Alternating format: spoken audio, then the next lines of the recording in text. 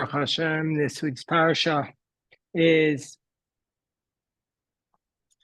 Parashas Chukas, and today what I'd like to do for Parashas Chukas is to talk about the deaths of Miriam and Aaron, and both of them died in this week's parasha, and so I like to talk about the powerful way in which about their deaths by reviewing the Rashi's on it, and also the Gemara's on it, and also the Hasidic commentaries on it. So both Aaron and Miriam died in this week's parasha, and then we have the death of Moshe only at the end of the Torah. So hold on one second.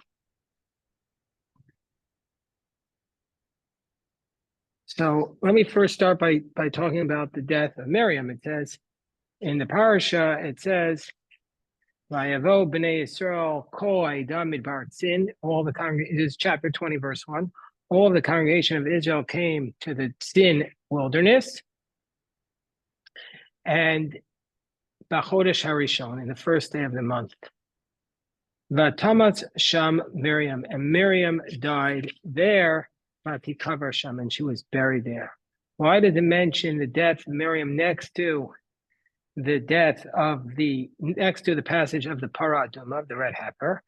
She tells us because to tell you, just like sacrifices serve as an atonement, also the death, meaning i.e. the parah adumah, which is not really a sacrifice, but it serves as an atonement, so too the death of the righteous serves as an atonement. And so in this week's parasha, we have the death of the two tzaddikim, the death of Miriam and the death of Aaron. I want to talk about their deaths in a moment. So let me first highlight it by saying Miriam died there, and Rashi says, Af hi b'neshika mesa. She also died via a kiss. There's a kiss of death. There's a popular culture that, basically, I think in some movies, and they talk about the kiss of death that appears in The Godfather, and it's a phrase today. But and here, what the Gemara is telling, the Rashi is telling us that Miriam also died by the kiss of God. What is this a reference to? The kiss of God. And this is a reference to the way Moshe and Aaron died. They both died by. It says about their deaths that they died al pi Hashem, through the mouth of God, and it does not say that about Miriam. So Rashi is telling us Miriam also died by the mouth of God, but it would have been inappropriate for the Torah to write that way because she's a woman, so therefore the Torah doesn't want to say it, even though obviously it's not meant to be taken literally, both as it relates to God, as it relates to Aaron or Moshe, and also not to Miriam, but still it's just an inappropriate way to talk. What is this death that's called the Nishika, the kiss of death? So I want to jump to the passage that deals with Aaron, and then we'll come back and do a closer reading of the passage of Miriam. So it says in the pasuk as follows. It says in chapter 20, verse 26, that Moshe told Aaron, God told Moshe to take Aaron and his son Elazar and bring him up to the mountain called Hor. It's Hor Hahar, the mountain called Hor. And there you're supposed to remove his garments. Havshet Aaron etz bigadav, remove his garments. They'll bash them at Elazar beno. You should make and place his garments on Elazar's son. And the Aaron Yasef, and Aaron will be gathered up Umeid Shem. He'll die there. Rashi says, what are you supposed to be doing? What does it mean, remove his garments? First, you're supposed to dress Aaron in his priestly garments. And then you remove them from him when he's in this mountain to place them onto his son. And this is what Moshe said to Aaron. I'm reading Rashi. Amar lo, he says as follows: Ikanes lema'ara Moshe said to Aaron, go into the cave. And he enters into the cave. He said, and Moshe there saw that there was a bed made and a candle that was lit. Moshe says to Aaron, go up onto the bed. Aaron went up onto the bed. He said, stretch out your hands. He stretched out his hands. He says, close your mouth. He closed your mouth. Atzom he says, close your eyes. He closed his eyes. Immediately, Moshe desired that same death. Moshe desired that same death. And that's why it states, Kasher mate Haron achicha. It says about Moshe that he died, like you will die just like your brother Aaron. So this is the idea. It's almost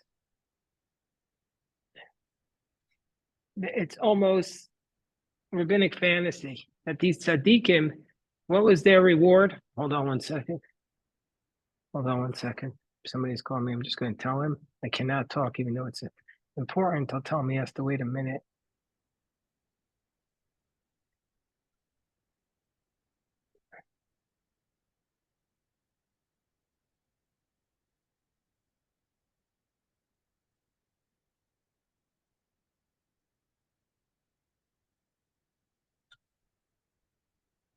The idea is that these tzaddikim, the greatest tzaddikim, definitely Miriam and Aaron are in the top 10 for sure of the greatest tzaddikim and Moshe. There's nobody going to be a human being as great as Moshe. Nevertheless, we're told that what they desired was to die in this manner, to die in this from a neshika, from a kiss from God. And so that's the reward they get for their powerful life.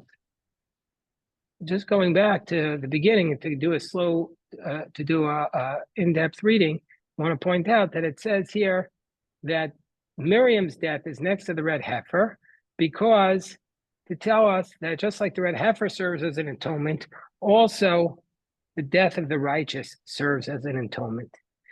And also the Gemara tells us that, so that's based upon a Gemara from Moed Katan 28a. The Gemara also tells us that about Aaron, it says in the Gemara, why was the death of Aaron next to the garments of the kahuna? Meaning to say, why did Aaron have to put on his priestly garments before he died? So to tell us the same idea, just like the garments of the kahuna serve as an atonement, also the death of a tzaddik serves as an atonement. So the Torah Tamima points out that this doesn't really answer the question, because it doesn't. Why specifically is it next to the passage of the red heifer? There's other passages it could be next to. There are other passages that talk about atonement, like, for example, all the sacrifices, like a thin offering or an oah offering. So that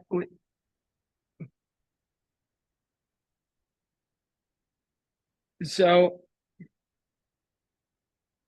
the Torah Tamima gives a very moving answer, and I think that this is for me very moving.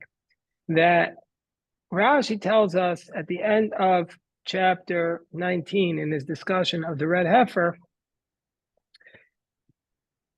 Rashi tells us the following. He says that why is the red heifer specifically the animal that's chosen as an atonement and to atone for the sin of the Jewish people?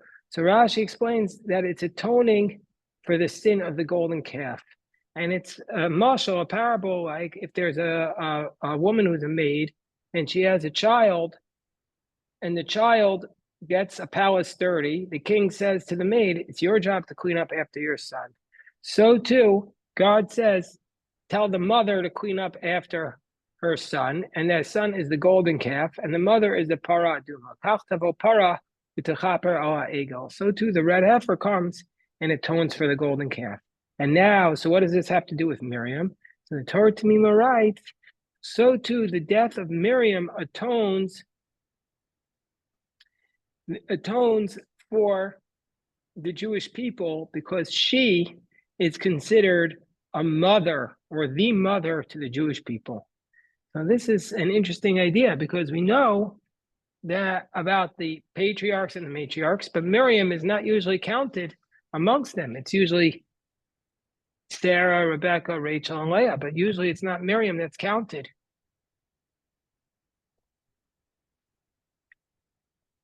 And here we're seeing that Miriam is the mother, and that's why she's listed here. The Torah Tamima then discusses, it's not clear, this concept of the death of the righteous serves as an atonement. What is the reason why the death of a tzaddik, a righteous person, serves as an atonement?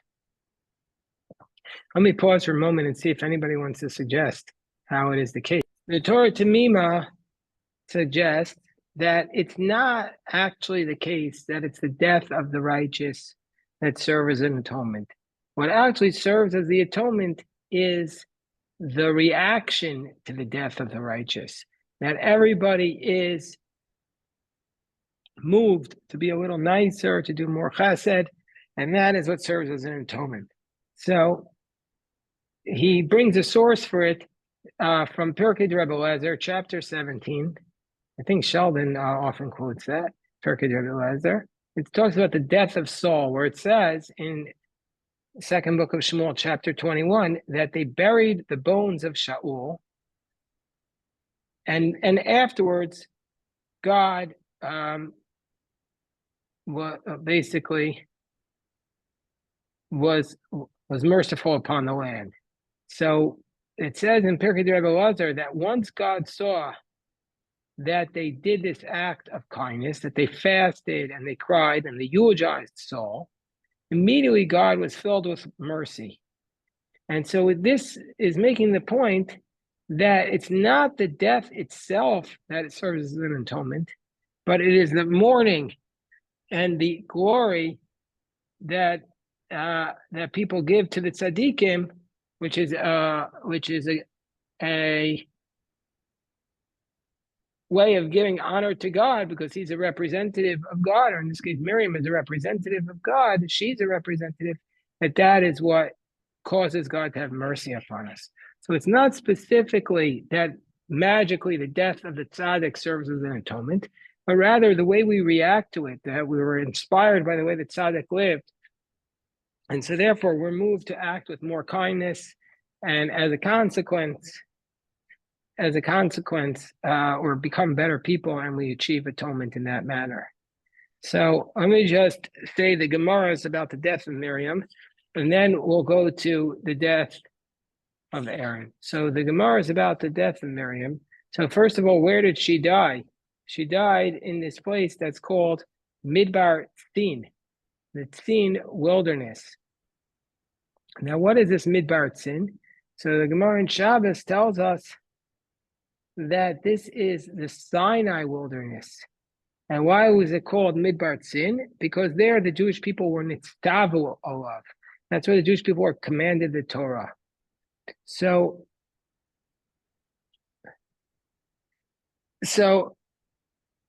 it could mean that it doesn't mean that they were commanded about the Torah, but they became excellent. That's another version. But we see from here, this is to me such a fascinating idea, that even though this is at the end of the 40 years and we assumed that they were about to enter into the land, it's not the case. They're actually still by Har Sinai. They're in the Sinai wilderness by Har Sinai. They're very far away. And this is an important point. Also, like, what's the significance of Miriam's death being at Har Sinai? Meaning to say that she was part and parcel of the Masorah, of the transmission from Sinai was Miriam. And so therefore it's appropriate that her death was at Sinai. So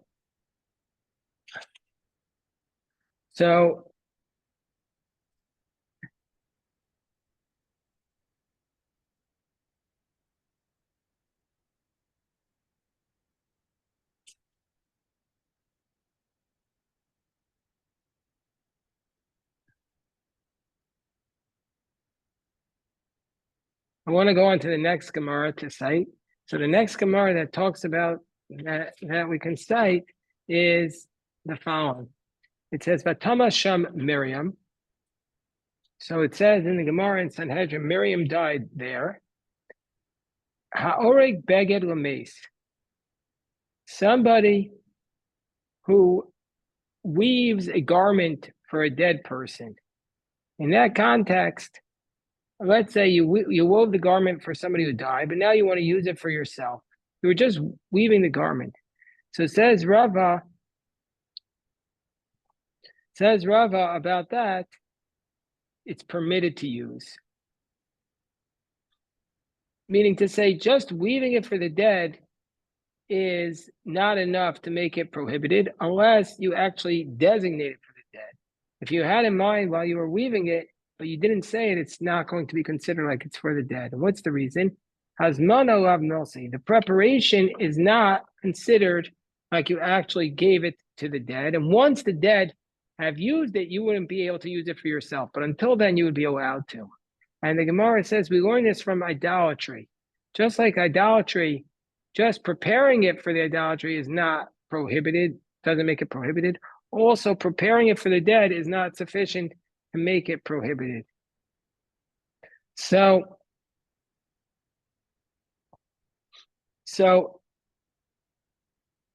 let's say a person would say, this house is for idolatry. He has not said anything because you can't consecrate something for idolatry. It's only when you actually worship it. And so too, as long as this garment has not gone onto the dead body, it's not going to be considered as a garment for the dead body. So even if you said, I'm making this for the dead body, that wouldn't be sufficient to make it prohibited. And so the only way to make it prohibited for the dead body and for idolatry is if it's actually used for it. So we learn this from the fact that it says that Thomas Sham Miriam. Miriam died there. And it also says that by the idolatry. Another law we learn out from Thomas Sham Miriam is to say, in general, that a dead body is prohibited to have any benefit from it. Where do we learn this out from? We learn this out from our Daf Yomi. We learn this out from our Daf Yomi, from the Gemara in Avodah Zarah 29b. Let me quote you, because we're doing the Gemara tractate Avodah Zarah now. So let me cite this. Let me cite this Gemara for you from our tractate. So it says, hold on one second, I open up the page. Hold on. It says it right here.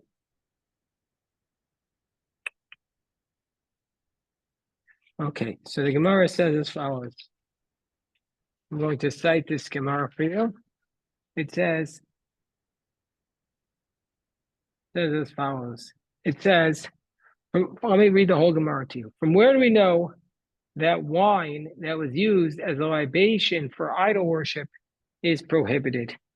So the Gemara says it's based upon a verse from Deuteronomy that states, the fat of whose offerings they would eat, they would drink the wine of their libation. Just like an offering of an idol is prohibited to get any benefit from, also the wine of the idol used as a libation is prohibited. And how do we know that the offering of an idol itself is prohibited? How do we know that the offering itself is going to be prohibited?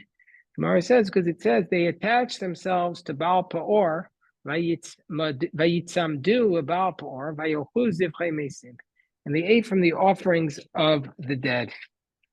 So basically, that's considered to be they ate from this idolatrous offering, and just like so, the offerings of the dead are called the offerings of the idols are called the offerings of the dead, and just like a dead body is prohibited to get any benefit, also a sacrifice of an idol is prohibited to get benefit. And now we come to the question: how do we know that a dead body itself, a corpse, is forbidden to have any benefit from? Gemara says we learn this out from the concept of an eglah rufa, from the decapitated calf. The Torah tells us, this is the story that's in Deuteronomy chapter 21, verses 1 through 9, and also in the 9th chapter of Masechet Sota, the law of the Eglah Rufa, that if there's a murdered corpse found and we don't know who killed it, the elders of the town nearest the corpse have to bring a calf to a valley that is, or a wadi that's never been used, in Nahal Eitan, and there they have to decapitate it from the back of its neck and wash their hands over it and say, our hands did not spill this blood. So it says there, in that context, it states, they're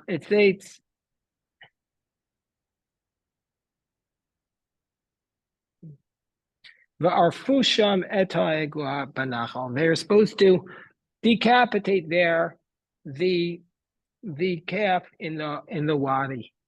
They're supposed to decapitate there the calf in the wadi. Mala'alan asur bana, just like over there by the case, and it says the word there by Miriam in the case of the Eglah Arufa. So therefore, just like by, it says the word Sham in both places, just like by the Eglah Arufa, you cannot get any benefit from the calf. So too, also here by a corpse, you cannot get any benefit. And how do we know that with respect to that calf, you can't get any benefit? Because it says that it's called a kapara, which is a word that's used for kodship. Anyway, so we see from here that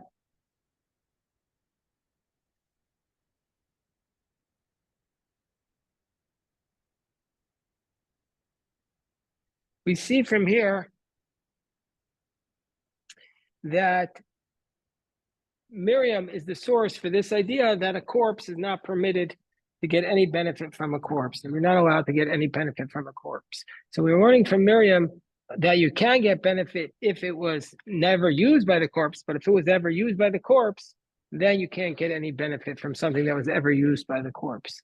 And then it says, just one more point about this verse, and she died there and she was buried. So this teaches us, this teaches us another idea about funerals, and this is the samuch lamisa kfura. It says she died, and right away she was buried. So this teaches us that we don't put the coffins of women, melamich emanichem mitas nashim berachov. We don't place the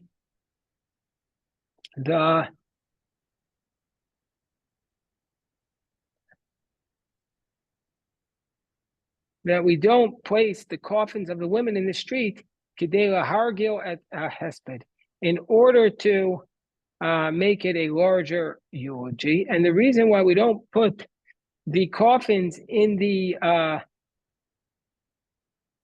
reason why we don't want to make the coffins of the women in the street is out of respect for the women, because we're concerned that sometimes there will be a lot of times tragically the women died in very bloody ways during childbirth, etc., and so the body is not as, it's more likely to be in a desecrated state. And so therefore, for this reason, the Torah says that you shouldn't bring the coffin of the woman into the street. But the coffin of the men you're allowed to. So all these are ideas that we learned from the death of Miriam, the way it's recorded. We learned it from here, halachos about the burial process. Let me just, before we go on to the death of Aaron and show you what we learned from there, I want to just share some of the Hasidic commentary on this. Hold on one second. Here we go. It says, Vatamas Sham Miriam, Vatikaver Sham. So we'll just share two ideas about this. It says, first of all, from the Chidushay Shmuel, it says, all 40 years, Rashi tells us, because right after the death of Miriam, right after that, we know that they cried out for water. So Rashi tells us that all 40 years they had the well in the merit of Miriam. So the commentaries wonder, why does it say Vatamas Sham Miriam? Miriam died there and she was buried there. So the Gemara Megillah tells us that when a tzaddik passes away, or Tanakh is lost, his generation is the one that is lost. And it's a parable to a person who lost a precious jewel. As long as the pearl is there, then it's only lost to its owner. And so too it says, Vatama Sham Kaver Sham. That meaning to say, only there did she die. There she was buried. That with her death, the well stopped. But her name and her greatness remained forever. So that's the idea that if a person loses a precious jewel, he's the only one who lost it. And her actual body remained there, but her greatness continued on forever. I just want to say one more idea that we learned from Miriam. It says Miriam died there, and there was not enough water for the community to drink. From here, we see a hint to the custom that's brought down in the Shulchan Aruch and Yoreh De'ah Siman Shin Lamed Tet, that after a person dies, we pour out all the water in the house.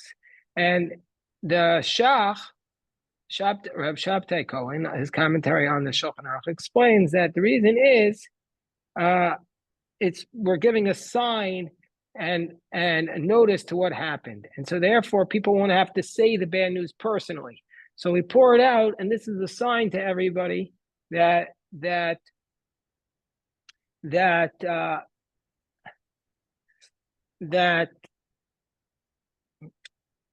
was a tragedy or a tragic event in the house. Just want to say one more thing, and then we'll take the question from Bruce and April. I heard the following word, that the people cried out for water. But why did they cry out for water prior to this when they had the well? So the reason why they cried out was because they saw, and this is also about the man, they saw that the other nations stored up bread and they stored up water. They said, why do we have ours to wait for ours every day? Why isn't ours like the other nations? They have storage of their water and storage of the bread, but we have to cry out to God every single day. But Hashem did that for our benefit so that we would have this close relationship with him, and the people didn't realize that, and that's why they complained. Hold on, let me pause here. So the question was asked about Midbar Tzin, that where Miriam died, was it really Har Sinai? So this is a reference to the Gemara in Shabbos 89a.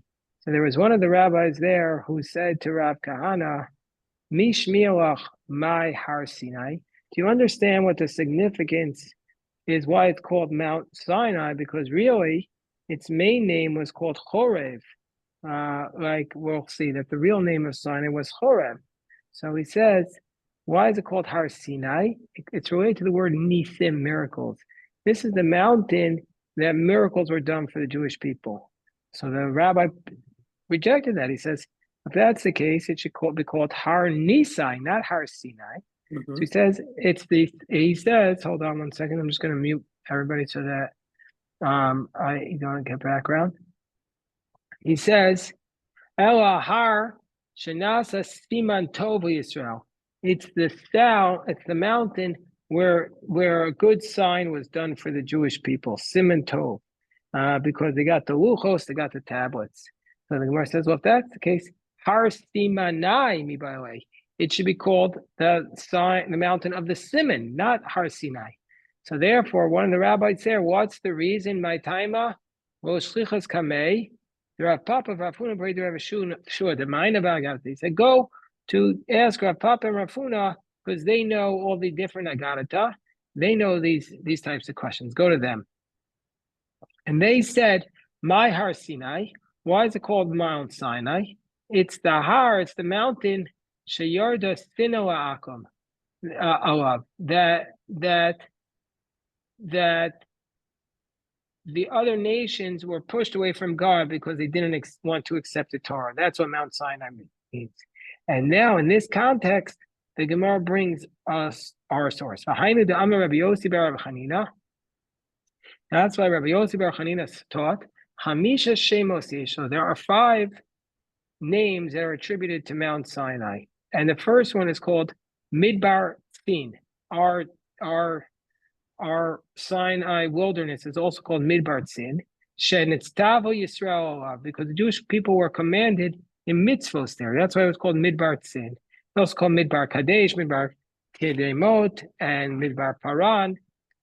So basically, it was, and what's its real name? Its real name is Horeb. So we see from here that one of the names of Sinai was Midbar Sin, the Sin wilderness. But Tosfos is bothered by this. Tosfos on 89a. I can just also tell you something about it, but let me first cite the Tosfos. Tosfos on 89a raises the question. Tosfos says as follows. Oh, hold on. Okay, here we go. Tosfos says Midbar Sin. He says, how can it be possible that there are 5 places with the name Sinai? Meaning to say, so Tosfos asks, Midbar Paran. It says that both the Sin wilderness and the Paran wilderness are both Sinai, but they can't be that Sin and Paran are the same places. The Midbar Sin is at the beginning of the southern part of Israel, as it states in Elamase, and you should go past Negev Midbar Sin, and also Kadesh Barnea is Paran. These are 2 separate places, because when they sent the spies, Moshe sent them from Midbar Paran, and they're clearly 2 different places. And furthermore, that there were many travels. He's asking Bruce's question.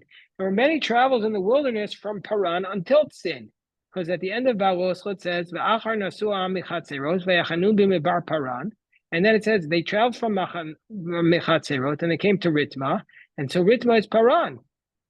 And there's many different journeys until Midbar Sin.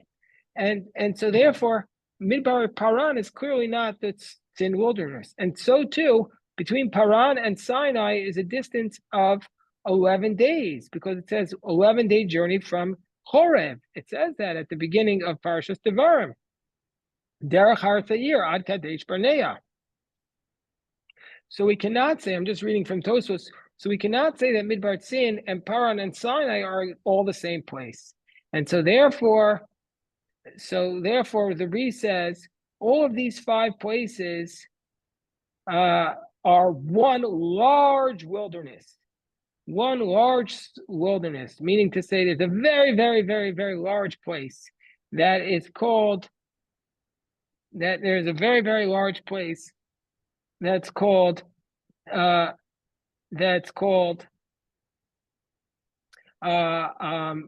that wilderness included within it is Sinai and Paran. And we know that Sinai is Paran because it says Sophia Mehar Paran. And so therefore there's one overarching place. So I guess his answer basically is that when it says Sin is Sinai, it means it's in this larger area that includes the Sinai mountain, but also includes Sin, but it doesn't mean that Sin is right next to Sinai. But the Ri is bothered by this also because it says Midbar Kedemos Haya Mizrach Hashal Eretz Yisrael. Okay, so he leaves it as an open question. So basically, Bruce, you're on the money with your skepticism about how this could be Sinai. How about how the Sin wilderness could be Sinai? Let me just look at one more place. Hold on one second. So, okay, here we say, so another answer is given by the Maharsha. And the Maharsha says that clearly the Torah was not given only in one place, because there are many mitzvos that were given at Sinai, but others were given in the Ohel Moed and others on the plains of Moab. And so the Torah is basically saying that when it says Midbar Sin, it means that these are the commandments that were commanded in the wilderness, in the different places.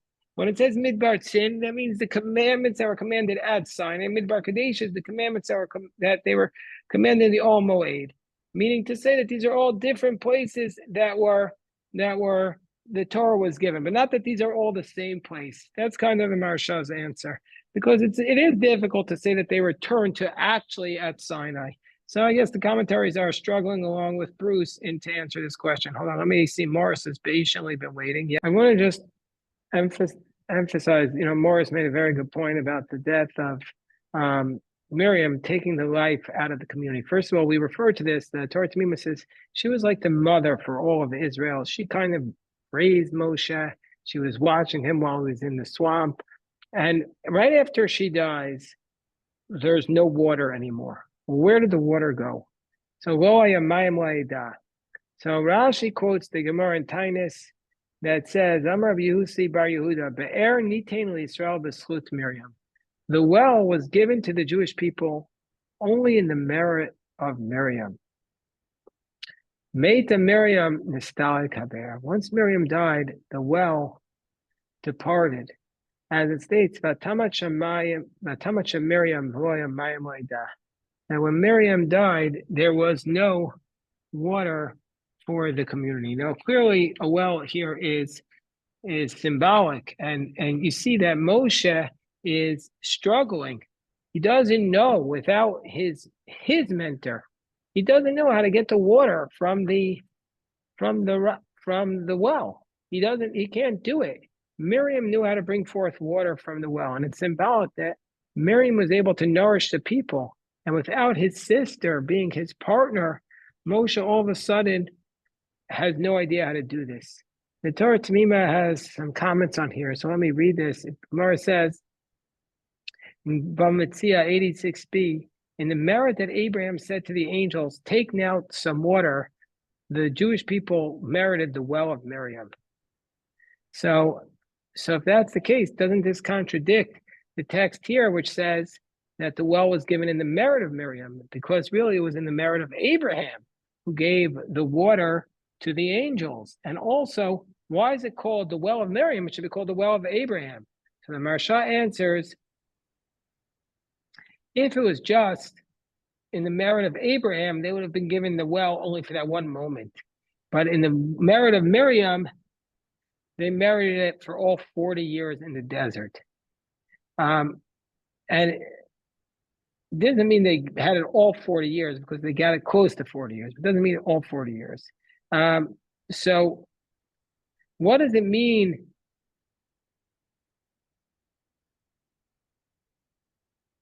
So the Torah Tamima says, what does it mean that because of Abraham they merited for the well? It was because of Abraham giving the water to the angels that the Jewish people merited to have, that Abraham merited to have a descendant like Miriam, for whom the water came all these 40 years. And so basically, Abraham, because he was such a tzaddik, he merited to have a descendant. He merited to have a descendant like Miriam, and that's the concept. That's the concept here. So Miriam was the direct descendant, and I guess let me just read this statement from one of the grandchildren of the Chasam Sofer about the well of Miriam. He said that there were three tremendous leaders for the Jewish people in the wilderness: Moses, Aaron, and Miriam. And through those three people, we were given three gifts: the well, the cloud, and the man. The cloud came for Aaron, the man came for Moshe, and the well came for the death for Miriam. And once Miriam died, the well disappeared, and it came back in the merit of Aaron. And the cloud was in the merit of Aaron. And once Aaron died, the cloud and the well came back in the merit of Moshe. Once Moshe died, they lost everything. That's the Gemara in Tainus. So the question is, why weren't all three given initially in the merit of Moshe? I mean, to say if Moshe merited to have the well and the cloud at the end of his life, why didn't he have all three right at the very beginning? So the answer is that Moshe, Aaron, and Miriam, each of them had a unique style of leadership. They were each leading in a different manner. Miriam had her tremendous influence on the women, and as a result of Miriam, the women did not sin. She was perhaps the most successful leader. The women did not sin with the calf and with the golden calf and with the spies. Aaron was able to influence the people through his dedication to peace and to community unity. And Moshe gave them the Torah. And those 40 years that Miriam gave the love and the awe to the women, and Aaron gave the peace and the unity to the people, then Moshe was able to continue to do his extra work. But at the beginning, Moshe didn't have the ability to do both of their jobs. It was only once they died and they did everything that Moshe could continue their work. And so that's the concept of why at the end it came in the merit of Moshe, but not at the beginning. A very powerful idea. Very powerful idea. Okay, we'll stop here.